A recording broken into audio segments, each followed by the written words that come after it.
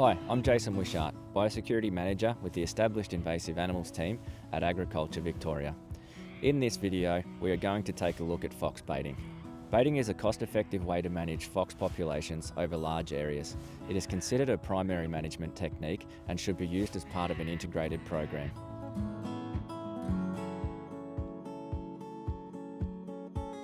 Two toxins can be used to manage foxes in Victoria, including 1080 and PAP. 1080 is derived from a naturally occurring compound found in some native Australian plant species.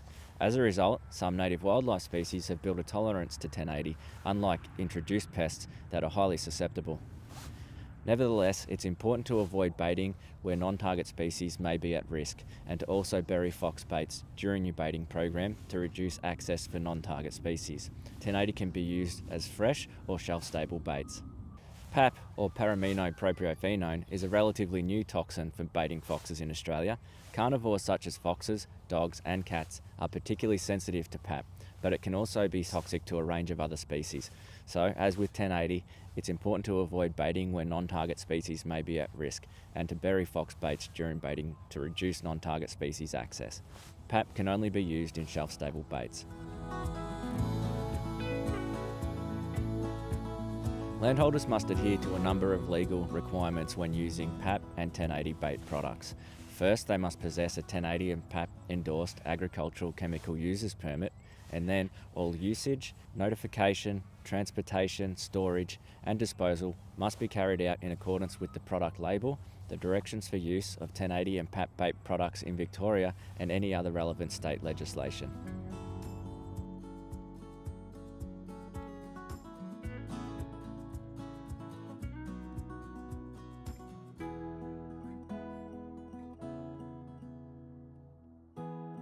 It's important to monitor your property before undertaking your baiting program. Monitoring helps to identify where foxes are currently active, and it can be used to measure the effectiveness of your program at a later date. During monitoring, you can actively search for signs of foxes, including tracks, dung, dens and fresh kills. You may also choose to use remote cameras to confirm fox presence near waterholes, fence crossings or along trails. In the next part of the video, I'll demonstrate how to bait foxes. Now, the first thing you've got to do when doing a fox baiting program is to think about the timing. So you want to put baits in the landscape when foxes are more likely to eat them. So that's when alternate feeds are scarce. It can also be when younger foxes are dispersing from their original home range after the breeding season, around autumn. The other thing you can think about during timing is, when it's less likely to impact perhaps a native or non-target species, so you can avoid those times of the year, and also when you can time it with your neighbours. So the next thing you want to think about is bait placement. And with bait placement, you really just want to put it where the foxes are most likely to find it, and also to cover your property as well as you possibly can. So along fence lines like we've got here, so this is an internal fence, foxes will often travel along, hit the internal fence and walk along the fence for a period of time. They also like to walk along vehicle tracks and those sorts of things. They could be closer to water points where their prey are often more abundant. So it's really important to target those areas. So you can either place them at hotspots, or the other way to do it is to place them at set intervals along tracks. But there are regulations around the distances for these intervals, so it's really important to pay attention to the directions for use and also the label instructions.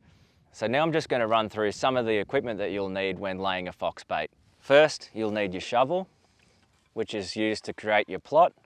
So that's just basically a 1 by 1 metre square that you'll place your bait in the centre of. And that plot will do two things. It'll attract the fox to the site in the first place, or help to, and then you can also monitor for tracks of foxes and also non-target species.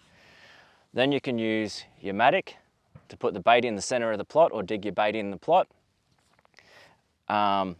You will then use whenever handling the baits, you've got your safety equipment, so your PVC gloves in this instance. A bit of marking tape to mark your bait station as well. You can also use a GPS. You can also use a remote camera, so to set that up fairly close to the bait station to keep an eye on the bait station to see what's visiting. And then you'll have the baits themselves. So for foxes, you can either use perishable baits or shelf-stable baits. So we've got some shelf-stable baits here. You have got a sausage-style bait, a meat meal-style bait, and also a dried meat bait. And you can also use for foxes in Victoria, 1080 and PAP. Okay, now we're going to lay the fox bait. So firstly I'll clear my plot.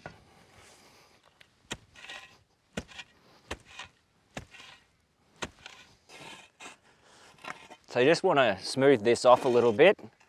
Make sure the dirt is nice and soft so that tracks will be seen if any fox or non-target animal come along. So that's essentially that. The next thing you want to do is to dig the hole in the middle. Now, it's really important to bury the baits to a certain depth as part of the label and also as part of the directions for use. So that's about 10 centimetres. Now, burying the bait helps to reduce the non-target risk as well. Foxes will definitely smell it and come along and dig it up, whereas non-target animals are less likely to do that.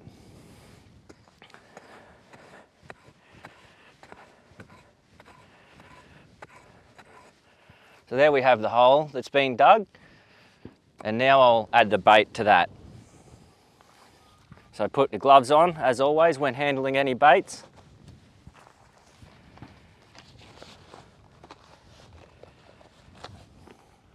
Place the bait in the centre of the hole, cover that over, make sure it's nice and smooth.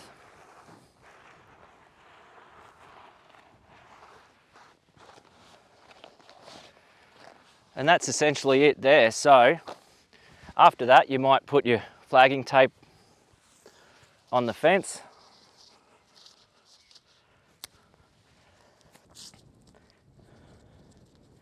You might also put up a camera as well to monitor that bait station to see what comes in overnight.